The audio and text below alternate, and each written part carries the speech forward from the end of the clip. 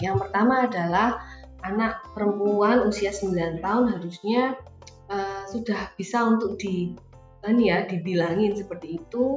Kita harus menjelaskan bahwa ada yang namanya perbedaan gender. Dan kebetulan di Indonesia ada beberapa acara juga yang dibatasi oleh perbedaan gender.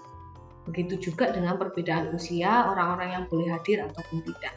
Jadi dari awal kita harus sudah bisa mulai menjelaskan kepada anak tersebut ada gender pria, ada gender wanita, ada kegiatan-kegiatan yang boleh dihadiri oleh kaum pria, bapak-bapak, ada kegiatan-kegiatan yang hanya boleh dihadiri oleh kaum wanita atau hanya boleh ibu-ibu seperti itu. Itu perlu dijelaskan kepada anak supaya dia bisa paham serta diberikan contoh, misalnya boleh juga melalui video atau contoh orang lain. Nah, untuk menjelaskannya juga Bapak Ibu perlu mencari timing yang pas. Jangan sampai ketika saat anak itu sedang nangis-nangis, ingin ikut, di situ kita mulai mencoba menjelaskan panjang lebar, itu nggak akan masuk gitu ya.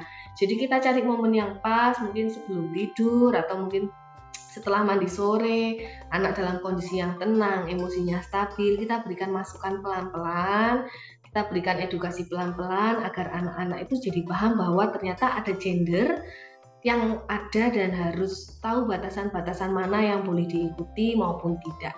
Sehingga lama-kelamaan anak ini akan menjadi paham. Selain itu, edukasi ini tidak hanya dijelaskan sekali saja gitu ya.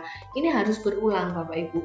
Mungkin baru dijelaskan sekali anaknya masih tetap nangis ingin ikut gitu ya, tapi perlu diulang supaya anak-anak ini jadi paham, karena kerangka pikir anak-anak itu memang perlu kita lakukan pengulangan supaya mereka benar-benar paham dengan sebuah informasi atau ketentuan yang berada pada norma-norma yang ada di masyarakat. Seperti itu. Tetap semangat ya Bapak Ibu.